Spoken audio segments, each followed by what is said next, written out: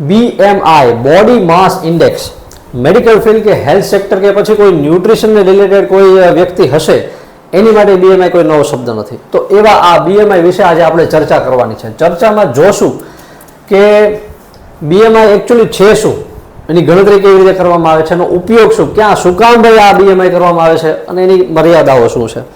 હું ડૉક્ટર મેહુલ બારિયા સ્વાગત કરું છું તમારું મારી YouTube channel health and wisdom પર.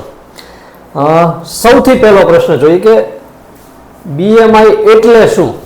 BMI એક મેડિકલ સ્ક્રીનિંગ ટૂલ છે કે જે તમારી ઊંચાઈ અને તમારા વજનના અનુસંધાને તમારા શરીરમાં ફેટ એટલે કે ચરબીનું પ્રમાણ કેટલું છે એનો અંદાજ આપે છે.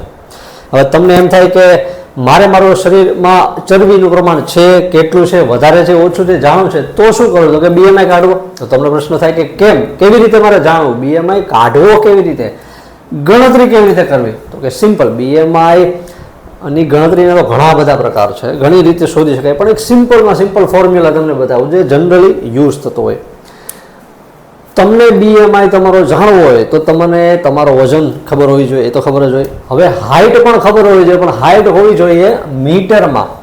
મોટાભાગના જેમ કે મને ખુદને મારી હાઇટ 5 ફૂટ 6 ઇંચ છે એ ખબર છે, પણ મીટરમાં કેટલી નથી ખબર. એટલા માટે સિમ્પલી તમને એક બતાવ્યું છે કે તમારી હાઇટને મીટરમાં કાઢવી હોય તો સિમ્પલ ગૂગલમાં જઈ અને હાઇટ ફીટ ટુ મીટર એટલું લખો એટલે સીધું આ આવી જાય. હવે આ જગ્યાએ તમારું હાઇટ જેટલી 5 ફૂટ 5 ઇંચ કે 5 ફૂટ 6 ઇંચ લખો એટલે નીચે મીટર કેટલું છે એ ખબર પડી જાય. એટલું કરો એટલે તમને ખબર પડી ગઈ કે મીટર કેટલું છે તમારી હાઇટ. હવે શું કરવાનું, દાખલા તરીકે મારું જ પોતાનું, મારો વજન 60 કિલો છે અને મારી હાઇટ છે 5 ફૂટ 6 ઇંચ. મેં આ રીતે કેલ્ક્યુલેશન કર્યું તો 1.70 એટલે 1.70 મીટર મારી ઊંચાઈ આવી. હવે હું ગણતરી કેમ કરું, તો કે એના સૂત્ર વજનના છેદમાં ઊંચાઈ, એટલે ઊંચાઈ કેમાં, તો કે મીટરમાં એનો સ્ક્વેર. હવે મારો વજન 60 કિલો છે અને મીટર 1.70 મારી ઊંચાઈ છે, એનો સ્ક્વેર એટલે 1.70 ગુણ્યા 1.70 નીચે એનો ગુણાકાર કરશો એટલે આવશે 2.89 2.89. હવે 60 ભાગ્યા 2.89 ની ગણતરી કરીએ એટલે જવાબ આવશે 20.76. 20.76 એ મારો BMI છે. બીજું એક એક્ઝામ્પલ લે કે ધારો કે કોઈનો વજન 60 કિલો છે અને હાઇટ છે એની 1.90 મીટર. સિમ્પલ વસ્તુ, આની આ બાજુ 100 ગુણ્યા 1.100 ના છેદમાં 1.90 ગુણ્યા 1.90 જવાબ આવશે 100 ગુણ્યા 3.61 જવાબ આવશે 27.70. કે ભાઈ કોઈ જે વ્યક્તિ એની હાઇટ 1.90 મીટર છે અને વજન 100 કિલો છે તો એનો BMI આવશે 27.70. હવે તમને એમ પ્રશ્ન થાય કે ભાઈ 27.70 હું મારા એટલે ચરબી હશે, 20.7 મારી ચરબી હશે. હવે ખબર શું પડે આમાં ચરબીનું, તો એની માટે ગાઈડલાઈન છે BMI ચાર્ટ. આની ઉપરથી તમને ખબર પડશે કે તમારા શરીરમાં ચરબીનું પ્રમાણ વધારે છે, માપમાં છે કે ઓછું છે. દાખલા તરીકે જો કોઈનો BMI જે આપણે હમણાં કેલ્ક્યુલેટ કર્યું મારો 20.76 આવ્યું હતું, એમ કોઈનો BMI 18.5 કરતાં ઓછો છે તો એ કઈ કેટેગરીમાં આવશે, તો કે અંડરવેટ. એનો વેઇટ એની હાઇટના પ્રમાણમાં ઓછો છે. હવે કોઈનો BMI 18.5 થી 24.9 જેમ કે મારા ખુદનો 20.7, તો મારા શરીરમાં ચરબીનું પ્રમાણ સમપ્રમાણ છે કે હાઇટ અને વજનના પ્રમાણમાં ચરબીનું પ્રમાણ અથવા વજન બરાબર છે. કોઈનો BMI જો 25 થી લઈને 29.9 ની વચ્ચે મતલબ 30 ની વચ્ચે આવ્યો તો એને ઓવરવેઇટ કેટેગરીમાં, હાઇટ કરતાં વજનનું પ્રમાણ વધારે છે. જો 30 થી 35 વચ્ચે આવે તો એને ગ્રેડ 1 ઓબેસિટી કહેવાય. ઓબેસિટી એટલે મેદસ્વીતા, તમે જાડિયા છો. હવે જો કોઈનો BMI આ કેટેગરીમાં આવે તો સમજવાનું કે એને મેદસ્વીતા, જાડિયાપણું છે. 35 થી 40 ની વચ્ચે આવે તો ગ્રેડ 2 ઓબેસિટી, વધારે જાડો છે. અને જો કોઈને 40 થી વધારે BMI કેલ્ક્યુલેશનમાં આવે તો ગ્રેડ 3 ઓબેસિટી એટલે મેદસ્વીતા ખૂબ ખૂબ ખૂબ વધારે છે અને કંઈક એના શરીર માટે કરવું જ જોઈએ. હવે પ્રશ્ન તમને એમ થાય કે ભાઈ ચલો ગણી લીધું કે ભાઈ મારો BMI એટલો છે, હવે શું, હું કામ કરવું જોઈએ, કરવાનું કારણ શું, તો કે છેલ્લો પ્રશ્ન આની પહેલાનો આપણો હતો કે BMI શું કામ કરવામાં આવે છે. સૌથી પહેલા મેં કીધું સ્ક્રીનિંગ ટૂલ છે. તમારા શરીરમાં ચરબીનું પ્રમાણ કેટલું છે જો એ જાણવું હોય તો આ કરવામાં આવે છે.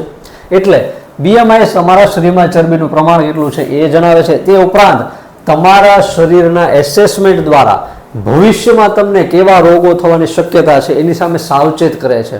દાખલા તરીકે જો કોઈનો BMI 18.5 કરતાં ઓછો કેટેગરીમાં પહેલું જે હતું એ કેમાં હતું કે અંડરવેટ, એટલે જો કોઈનો વજન 18.5 થી ઓછું છે, મતલબ એનો વેટ ઓછો છે, વજન ઓછો છે હાઇટના પ્રમાણમાં, તો એને શું થઈ શકે ભવિષ્યમાં અથવા હાલમાં શું હોઈ શકે?